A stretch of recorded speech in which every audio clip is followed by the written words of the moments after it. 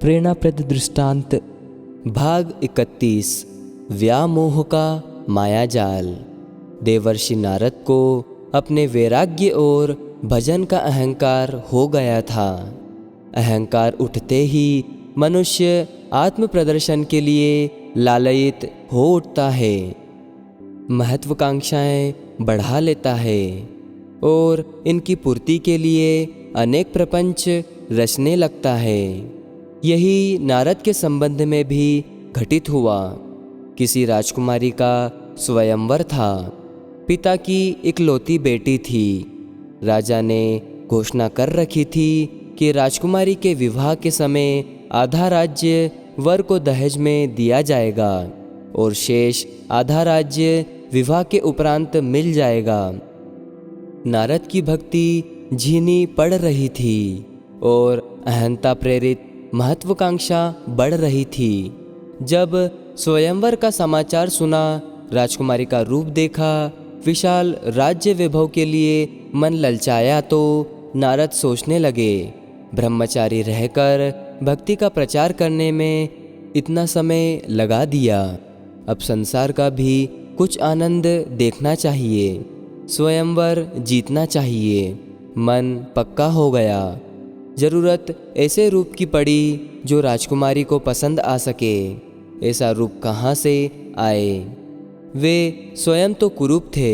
सोचा विष्णु भगवान के पास चलना चाहिए, उनसे मित्रता भी है, सदा उनका ही काम करते रहे हैं। अब की बार अपने एक निजी काम के लिए कहेंगे तो मना कैसे करेंगे? नारद विष्णु लोक पहुँचे, अपनी मनोकामना बताई। भगवान सन्न रह गए। भक्ति और कामना दोनों का एक साथ निर्वाह कहाँ? एक रहेगी तो दूसरी चली जाएगी।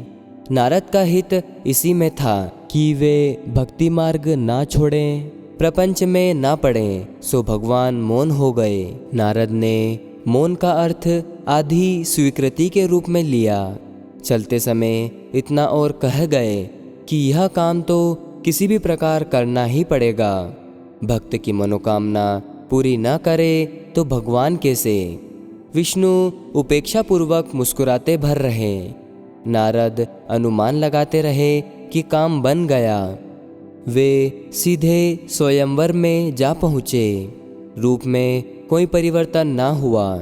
राजकुमारी नारद को प्रणाम करती हुई वरमाला हाथ में लिए आगे बढ़ती हुई एक सुंदर राजकुमार के गले में माला डालकर उसकी पत्नी बन गई। नारद की निराशा और खींच का ठिकाना न था। जहाँ वे पहले सदा प्रमुदित रहा करते थे, आज कामना ने उनका रौद्र रूप बना दिया। क्रोध में भरे हुए विष्णु लोक पहुँचे और भगवान पर अपशब्दों की झड़ी लगा दी। बहुत देर यही क्रम चलता रहा। जब थककर शांत हुए तो भगवान ने कहा, मैं तो अपने भक्त का अहंकार मिटाता हूँ, कामनाओं के जंजाल से छुड़ाता हूँ। भला तुम्हें मैं अनर्थ में कैसे डुबा सकता था? संचित सद्भावना की पूंजी व्यामोह में कैसे लुट जाने देता? उस असफलता को मेरी अनुकंपा ही समझो। जब कामना भरी महत्वाकांक्षा का नशा उतरा तो नारद ने अपने व्यामोह के साथ जुड़े हुए विनाश को समझा, अपनी भूल मानी और प्रायश्चित किया। इसके बाद वे कहीं भी भक्ति का प्रचार करने जाते तो हर साधना मार्ग के पथिक को एक ही बात कहते कि भजन भले ही कम करना, पर लोभ मोह भरे अहंकार के मायाजाल से बचकर रहने का प्रयत्न करना।